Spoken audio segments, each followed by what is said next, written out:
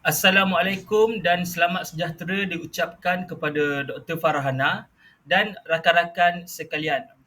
Pada hari ini, kami dari kumpulan 2 akan membentangkan tajuk kumpulan kami, iaitu retorik pemujukan di dalam iklan dan akhbar. Sebelum itu, izinkan kami memperkenalkan ahli kumpulan kami. Ahli kumpulan kami terdiri daripada 3 orang, iaitu Muhammad Adib, saya sendiri, Muhammad Hatim dan Muhammad Solehin. Baik, untuk bab pengenalan, menurut Asma Haji Omar 1998, retorik bermaksud kajian tentang penggunaan bahasa secara berkesan. Berdasarkan pada konteks yang bersesuaian, retorik juga dapat diertikan sebagai keupayaan menggunakan bahasa secara berkesan atau ciri-ciri yang berkaitan dengan bahasa. Jadi secara amnya, retorik ialah pertuturan atau tulisan yang menggunakan bahasa atau kata-kata yang indah untuk mempengaruhi pemikiran pendengar. Menurut Kamus Dewan edisi keempat, iklan bermaksud satu bentuk komunikasi bertujuan untuk menyampaikan maklumat kepada khalayak. Iklan ni biasanya dijemakan dalam bentuk poster dan sebagainya. Akhbar pula merupakan sebuah naskah yang berisi berita, artikel, iklan dan lain-lain yang juga bertujuan untuk menyampaikan maklumat. Kalau di Malaysia, banyak akhbar yang popular seperti Berita Harian, Metro dan sebagainya. Baik, kita pergi kepada definisi konsep. Yang pertama, retorik pemujukan merupakan atau dikenali sebagai retorik pengaruhan yang digunakan untuk mengubah pemikiran, kepercayaan dan perlakuan pihak yang menjadi sasaran. Pihak yang menjadi sasaran ni adalah pihak audiens ataupun pendengar. Yang kedua, retorik pemujukan ni terbagi kepada dua, iaitu pemujukan rasional dan pemujukan tidak rasional. Apa itu pemujukan rasional? Pemujukan rasional ni ianya lebih bersifat intelek, atau pemujukan rasional menggunakan fakta dan data yang lengkap untuk mempengaruhi pembaca ataupun pendengar. Apa pula pemujukan tidak rasional? Pemujukan tidak rasional ni ianya lebih bersifat emosi, kerana pemujukan tidak rasional ni bertujuan untuk mempengaruhi pemikiran pendengar. Hal ini bertujuan menarik khalayak berdasarkan pengaruh psikologi dengan mengatakan kehebatan atau kebaikan sesuatu. Kebiasaannya retorik jenis ini digunakan dalam bidang pengiklanan. Retorik pemujukan akan melibatkan bahasa pujukan bagi mempengaruhi pemikiran dan keyakinan orang lain agar mempercayai sesuatu yang sedang diperkatakan. Baik, itu sahaja daripada saya. Kita teruskan dalam dapatan kajian. Dipersilakan Hatim dan Soleh untuk memberi penerangan.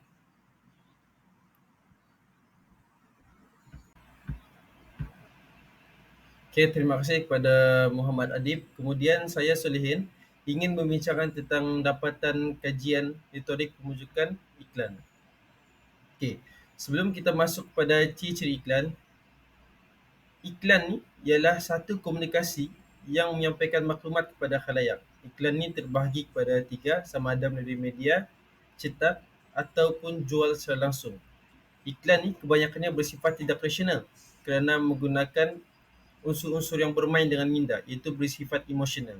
Contohnya, sudah pasti seseorang individu yang menjual produknya akan menggunakan perkataan dan morfologi tertentu untuk meyakinkan pembeli untuk membeli produknya.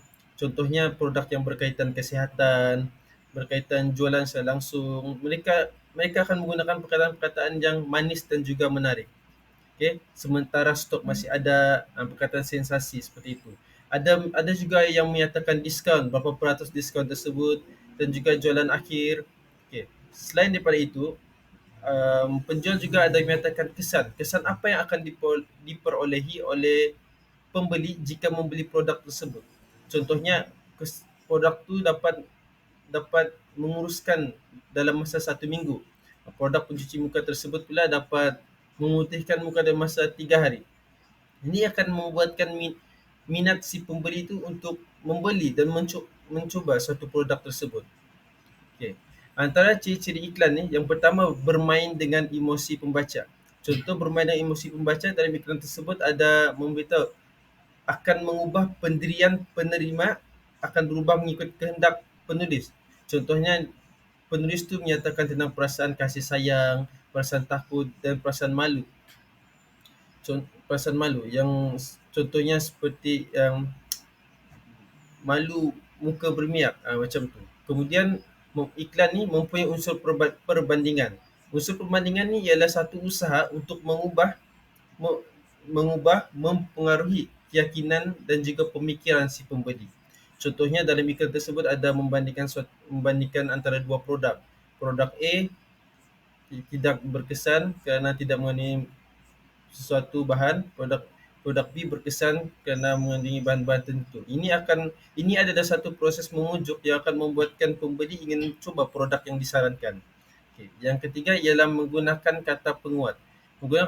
Menggunakan kata penguat ni ialah seperti sangat, amat, penting, yang akan membentuk keistimewaan dan kebaikan suatu produk tersebut. Contohnya sangat berkesan, amat baik, contoh penggunaan tersebut.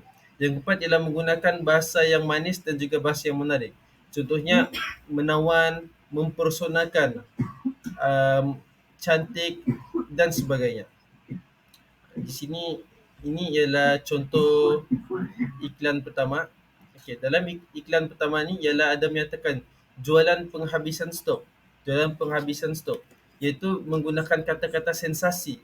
Yang sensasi ialah bermaksud sesuatu peristiwa yang dapat menarik perhatian si pembaca, ialah jualan penghabisan stok cepat sementara masih ada. Dia bermain dengan emosi yang membuatkan pembeli itu terburu-buru untuk membeli suatu tersebut kerana ditakuti stok sudah habis. Sementara ada diskaun 75% yang sangat tinggi. Kemudian ialah iklan berkaitan kesihatan. Jerawat susah hilang. Ini ada berkaitan dengan emosi seseorang yang membuat seseorang itu sedar dirinya, yang akan membuat seorang itu sedar akan kekurangan dirinya dan mencuba satu produk tersebut. Dalam iklan ini juga ada menggunakan perkataan seperti jangan risau. Itu perkataan-perkataan yang menarik yang dapat memujuk seseorang itu untuk percaya kepada iklan tersebut. Selain itu juga ada menggunakan kata penguat dalam masa 7 hari je. 7 hari je ialah memberitahu bahawa produk tersebut akan cepat berkesan, akan memberikan kesan yang sangat cepat kepada si pembeli. Selain daripada itu, dalam iklan juga ada menyatakan terus kesan. Itu kesannya dapat mengucurkan jerawat, membentukkan bekas jerawat, mengucurkan yang pori, mengekalkan kelembapan kulit dan mengawal penghasilan sebelum berlebihan, yang dapat membuatkan pembeli tidak tertanya-tanya apa yang akan mereka dapat kerana kesan itu sudah pun diberitahu terus dalam iklan tersebut. Kemudian saya akan berikan kepada saudara Hatim. Persilakan. Terima kasih kepada saudara Solehin di atas penerangannya sebentar tadi. Baiklah, seterusnya kita akan pergi kepada retorik pemujukan dalam penulisan akhbar. Seperti yang dijelaskan oleh saudara Adib pada awal tadi, retorik pemujukan rasional ialah teknik atau pendekatan penulisan yang bertujuan untuk meyakinkan khalayak dengan menggunakan hujah yang logik, fakta yang jelas dan alasan yang kukuh. Retorik pemujukan rasional ini berkait dengan penggunaan fakta untuk mempengaruhi pendapat atau tindakan khalayak. Walaupun emosi dan kepercayaan juga penting dalam penulisan pemujukan, retorik ini juga menekankan kepentingan fakta dan logik dalam penulisan. Okey, seterusnya kita akan pergi pada ciri-ciri yang terdapat dalam retorik pemujukan rasional. Retorik ini bersifat intelek, melibatkan unsur-unsur pengujahan. Kebanyakan retorik ini digunakan dalam bahan bacaan yang bersifat fakta dan informasi, yang penuh dengan informasi seperti penulisan akhbar. Okey, seterusnya retorik ini juga mempengaruhi pembaca berdasarkan bukti, fakta dan penerangan yang logik. Retorik pembicaraan rasional juga menggunakan bahasa yang tepat dan jelas. Sudah semestinya dalam penulisan akhbar menggunakan perkataan yang jelas supaya dapat memudahkan pembaca atau audiens memahami apa yang hendak disampaikan. Retorik ini juga menggunakan kata penguat. Sudah tentu kata penguat adalah penting untuk mempengaruhi pembaca ataupun audiens. Retorik ini juga menggunakan aspek psikologi dalam berbahasa supaya pembaca itu terkesan dengan apa yang dibacanya. Retorik ini terdapat juga unsur jaminan dan ganjaran. Seperti contohnya selepas pembaca ini membaca penulisan al-akhbar, dia dapat merubah, dia dapat memberi kesan kepada dirinya sendiri. Okey, sebenarnya saya akan pergi pada keratan akhbar. Di sini saya akan mengkaitkan ciri-ciri yang terdapat yang saya terangkan sebentar tadi. Okey, jika kita lihat dari segi tajuk, hargai jantung, diri amal daya seimbang. Untuk perkataan hargai ini dia sudah memberi arahan kepada pembaca supaya menghargai jantung dengan mengamalkan daya yang seimbang. Okey, untuk ayat pertama, jantung yang berdegup adalah tidak ternilai kerana setiap denyutannya amat berharga. Di sini kita dapat lihat highlight yang berwarna kuning. Ini merupakan bukti ataupun fakta yang jelas. Okey, seterusnya, jantung adalah organ yang penting dalam badan, memainkan peranan membekalkan darah yang kaya dengan oksigen dan nutrien kepada sel serta organ kita. Okey, untuk highlight biru ini, ia merupakan bukti kepada fakta di atas. Yang di sini kita dapat lihat ia akan memberi kesan kepada pembacanya. Untuk ayat ini juga terdapat juga kata penguat, iaitu amat berharga. Di sini pembaca akan sedar bahawa jantung ini merupakan suatu perkara yang penting dalam kehidupan. Okey, baiklah, seterusnya kita akan pergi kepada perenggan kedua.